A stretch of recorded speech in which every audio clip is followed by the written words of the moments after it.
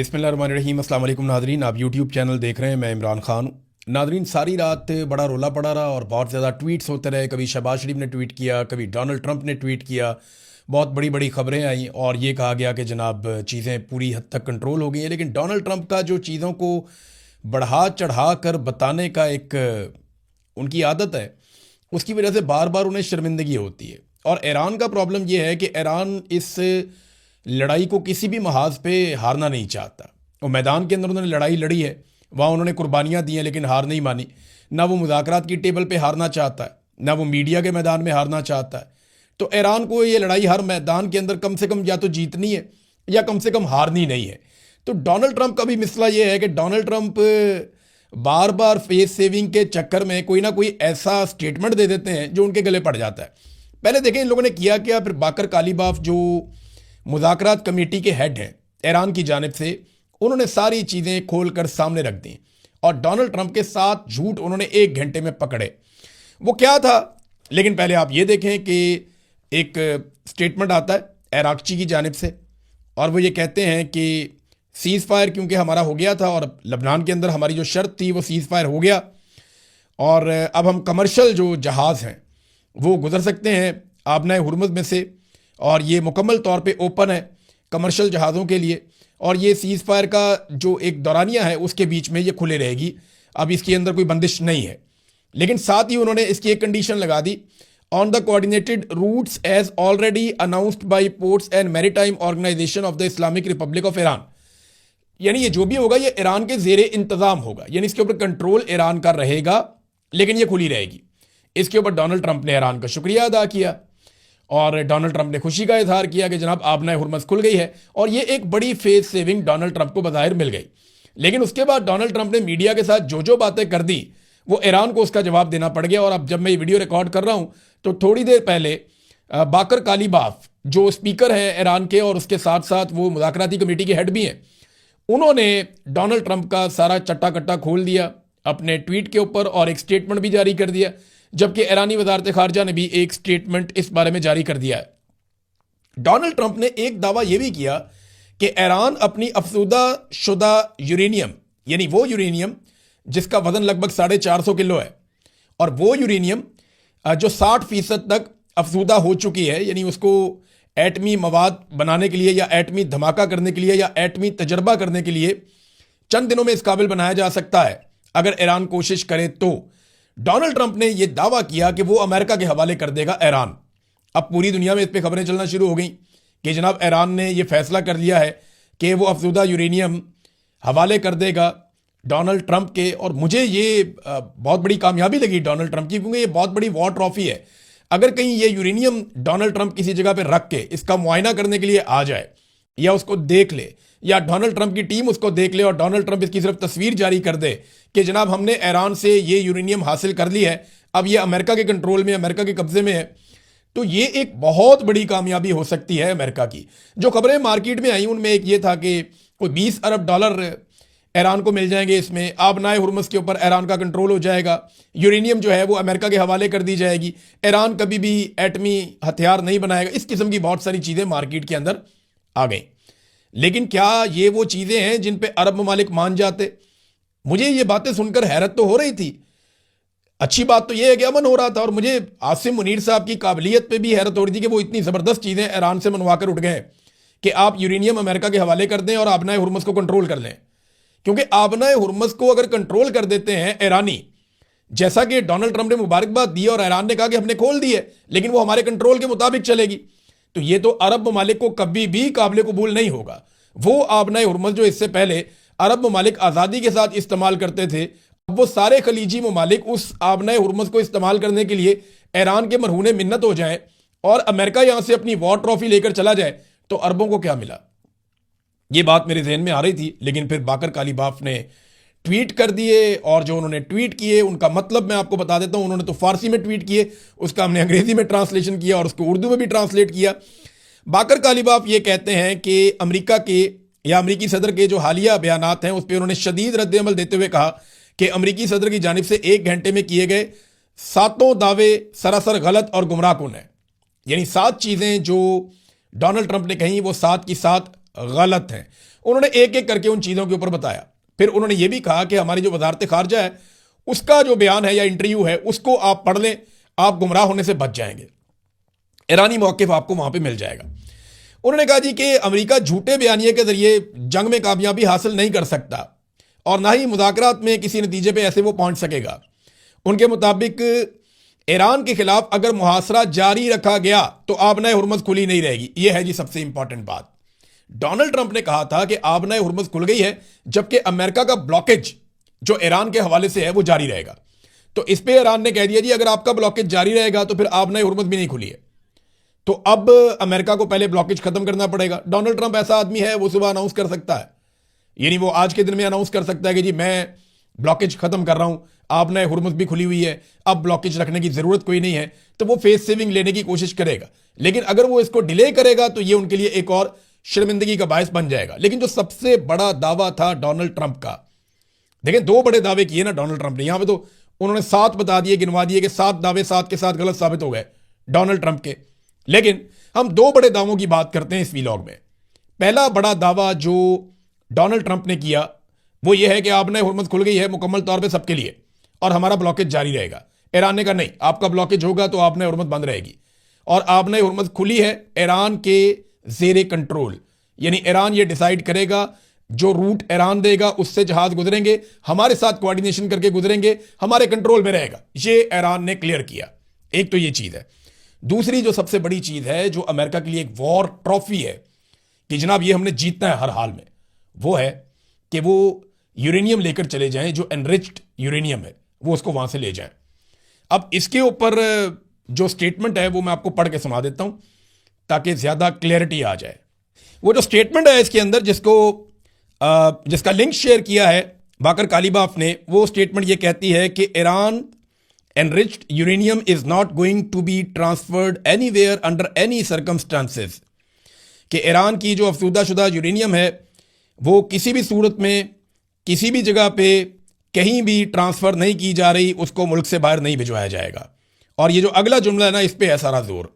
उसमें वो कहते हैं कि just as Iranian soil is sacred so is enriched uranium. वो कहते हैं जैसे हमारे लिए ईरानी सरजमीन मुकद्दस है वैसे ही ये यूरेनियम भी हमारे लिए है, यानी ये यूरेनियम हमारे लिए ऐसे ही मुकद्दस है जैसे ईरानी सरजमीन हमारे लिए मुकद्दस है। ये हैं वो 2 चीज़ें जो डोनाल्ड ट्रंप की गलत साबित हुई।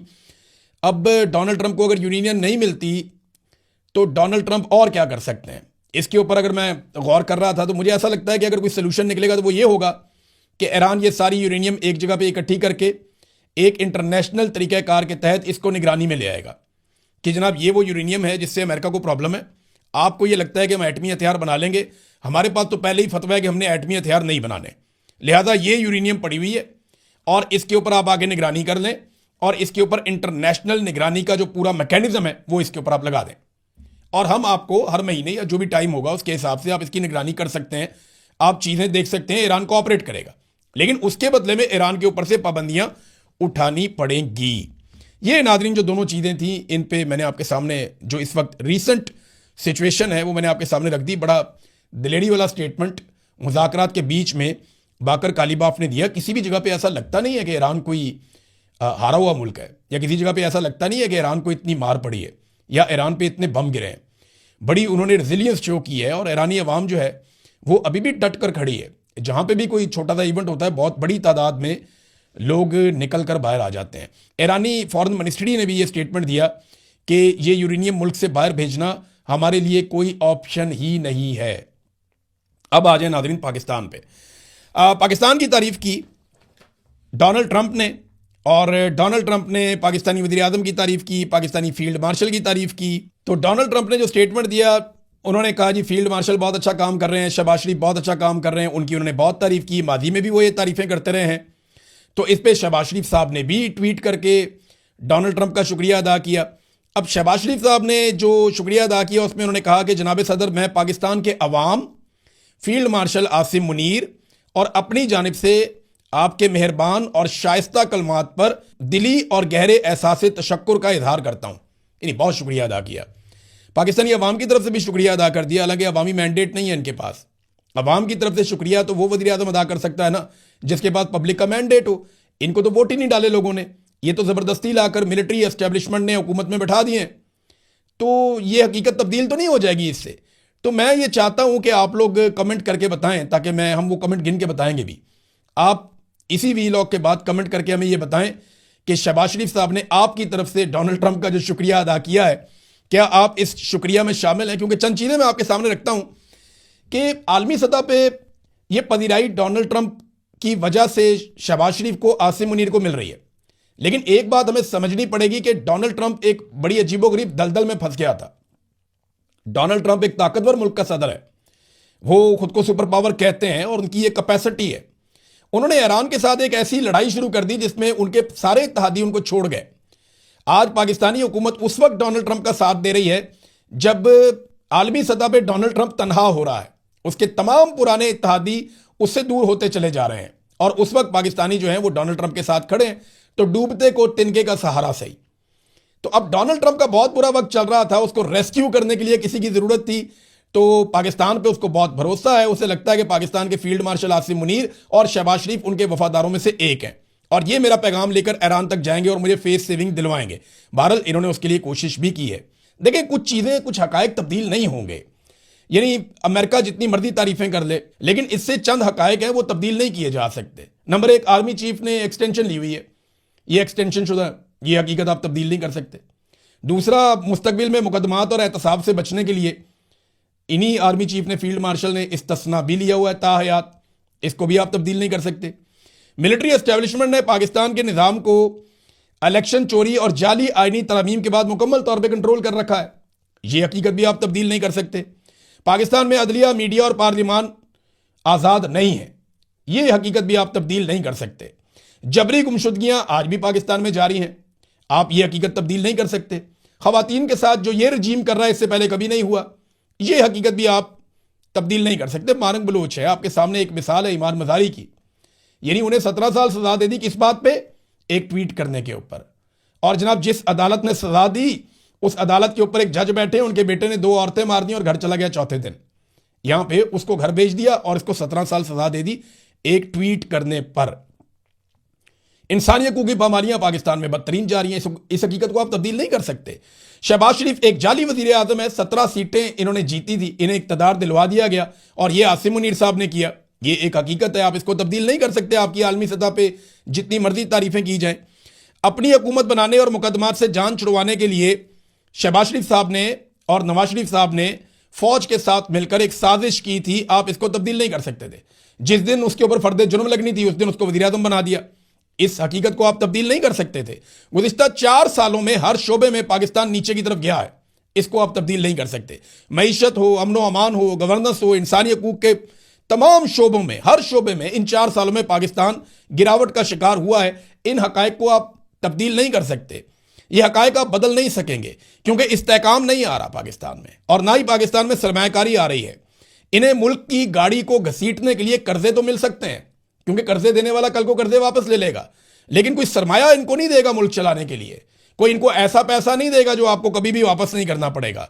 सरमायाकारी, तरक्की और खुशहाली जो है ये अमनो अमान और इस्तेकाम के साथ जुड़े हुए हैं, और ना पाकिस्तान में अमनो अमान है, ना पाकिस्तान में सियासी इस्तेकाम है, और ये हकीकत ही रहेगी। आप दुनिया में जितने मर्जी झंडे गाड़ लें, जब तक आप पाकिस्तानियों को रिलीफ नहीं देंगे और पाकिस्तानियों को इंसाफ नहीं देंगे, जब तक आप पाकिस्तानियों के साथ जुल्म और ज्यादती बंद नहीं करेंगे, तब तक पाकिस्तान के हालात बेहतर नहीं होंगे और लोग पाकिस्तान के अंदर आपको हीरो नहीं समझेंगे।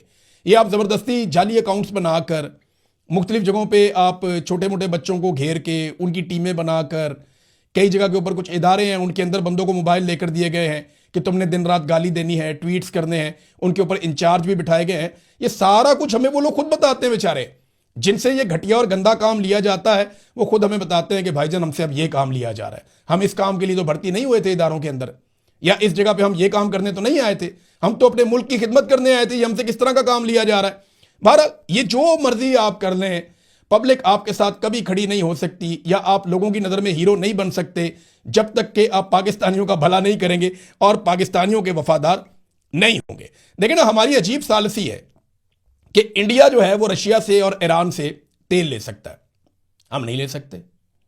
वो गैस ले सकता है उनसे, हम नहीं ले सकते। यहां पे ये एक जियो न्यूज़ ने खबर दी हुई है, ये मेरे सामने उसका लिंक पड़ा हुआ है। ये खबर ये बताती है कि भारत जो है उसने जो अदायगियां की हैं ईरान को, वो चीनी युआन के अंदर शुरू कर दी हैं। यानी ईरानी तेल के लिए जो भारत ने अदायगियां की हैं वो चीनी युआन में की हैं। अमेरिका ने भारत को ईरान से और रशिया से तेल लेने के लिए छोड़ दिया, पाकिस्तान को नहीं छोड़ा। अमेरिका ने भारत को टैरिफ के अंदर भी पाकिस्तान से बेहतर एक मदद दे दी। हमने बहुत बगलें बजाई, बड़ा शोर मचाया कि हमारे पास 19% टैरिफ लगा, हमें बड़ा फायदा हो गया। मैं सिर्फ एक सवाल करता हूं ना, गवर्नमेंट ये बताए कि टैरिफ अगर थोड़ा सा कम आपको लग गया था तो आपने एक्सपोर्ट्स में कितना इजाफा किया? भाई उसका फायदा तो तब होगा ना जब आप अमेरिका को बहुत ज्यादा अपनी एक्सपोर्ट्स बढ़ा देंगे। आपकी एक्सपोर्ट्स अमेरिका को कम हो रही हैं, आप टैरिफ जितना मर्जी करवा लें, इससे क्या फर्क पड़ता है? इससे तो कोई फर्क नहीं पड़ता। तो भारत ने तो फिर भी टैरिफ आपसे भी 1% कम करवा लिया बाद में। तो favourite field marshal Asim Munir है, सबसे अच्छा वजीर आजम शहबाज शरीफ है, लेकिन सारे फायदे डोनाल्ड ट्रंप ने भारत को दिए हैं। और ये एक हकीकत है। जेंट्री बीच आया था, कोई कहता था ये डोनाल्ड ट्रंप का कजन है, कोई कहता था जनाब ये बहुत बड़ा आदमी है, सैकड़ों अरब पाकिस्तान में आ रहे हैं, अरबों डॉलर की सरमायाकारी आ रही है, 1% की सरमायाकारी पाकिस्तान में अभी तक नहीं आई। एहसन इकबाल साहब ने एक बड़ा इंटरेस्टिंग स्टेटमेंट दिया नाज़रीन, ये स्टेटमेंट आप देखें, ये मुझे तो बहुत मजेदार स्टेटमेंट लगा। एहसन इकबाल ने कहा कि यह अल्लाह की मेहरबानी है कि वज़ीर आज़म शहबाज शरीफ की एक ट्वीट से दुनिया की दौलत में 3.5 ट्रिलियन डॉलर का इजाफा हो गया। एक ट्वीट से 3.5 ट्रिलियन डॉलर का इजाफा हो गया दुनिया की दौलत में। पाकिस्तान की दौलत में कितना इजाफा हुआ है एहसन इकबाल साहब? दुनिया का वज़ीर आज़म नहीं लगाया हुआ शहबाज शरीफ को, आसिम मुनीर साहब ने, कौम ने तो लगाया ही नहीं। तो आसिम मुनीर साहब ने शहबाज शरीफ साहब को दुनिया का वज़ीर आज़म नहीं बनाया, पाकिस्तान का वज़ीर आज़म बनाया। कोई एक ट्वीट शहबाज शरीफ से ऐसा भी करवा दें जिससे पाकिस्तान की दौलत में इजाफा हो जाए। और मैं आपको बताऊं वो ट्वीट क्या हो सकता है? वो ट्वीट हो सकता है कि हमने एक जाली हुकूमत बनाई थी, हम कौम से माफी मांगते हैं, हम इस हुकूमत को डिसॉल्व कर रहे हैं, नए इलेक्शन फेयर एंड फ्री होंगे, एक आजाद खुद मुख्तार इलेक्शन कमीशन के अंडर होंगे और इस तारीख को होंगे। ये एक ट्वीट आप शहबाज शरीफ से करवा के देखें, पाकिस्तान की दौलत में इजाफा होगा, पाकिस्तान की इज्जत में भी इजाफा होगा। लेकिन ये ट्वीट करके आप लोगों ने जाना किधर है? क्योंकि जो गुनाह, जो जुल्म, जबर और फसाइयत आप लोगों ने कर दी है, अब इसका सामना आपको करना पड़ेगा। आज नहीं तो कल आपको भुगतना पड़ेगा जो कुछ आपने कर दिया है। ख्वाजा आसिफ साहब जैसे हमेशा नफरत बेचते थे, वैसे ही अब भी नफरत बेच रहे हैं। यानी एक मरतबा फिर वो इमरान खान के खिलाफ यहूदी कार्ड निकाल कर ले आए, जनाब ये उनका बंदा है, ये उनके लिए काम करता है। वो देखें कि यहूदी अखबार ने क्या लिखा। इनको आर्टिकल पढ़ना भी नहीं आता। भाई पढ़ो तो सही आर्टिकल को, उसमें भुट्टो का भी नाम है, उसमें नवाज शरीफ का भी नाम है, और वो एक ही जैसा तस्करा किया हुआ। दूसरा एक चीज और अपने ध्यान में रखें आप, इस वक्त इसराइल के साथ बेहतरीन ताल्लुकात मौजूदा पाकिस्तानी हुकूमत के हैं। ये पहली मरतबा हुआ है कि आप फलस्तीन के हक में एहतजाज नहीं कर सकते, इसराइल के खिलाफ एहतजाज नहीं कर सकते, गोलियां चल जाती हैं पाकिस्तान में। ये पहली दफा हुआ। और फील्ड मार्शल की पॉलिसी की तारीफ की बहुत सारे इसराइली अखबारात ने, ये हम पढ़ते रहे उसको और आपको सुनाते भी रहे बार बार। उस वक्त तो ख्वाजा आसिफ साहब आप नहीं बोले। यह भी पहली मरतबा हुआ कि वजीर दिफा ने इसराइल के खिलाफ 2 ट्वीट किए और दोनों उनको डिलीट करने पड़ गए मजबूरी के आलम में। और जिस तरह डिलीट हुए हैं ना, वो मैं उस बात की शदीद मजम्मत करता हूं। मुझे लगा कि नहीं ये ज्यादती है, ये गलत है। लेकिन ख्वाजा साहब आप नफरत बार बार बांटते हैं, आप बार बार नफरत भेजते हैं, कभी मजहब के नाम पे, कभी यहूदियत के नाम पे, कभी इस्लाम के नाम पे, कभी किस नाम पे।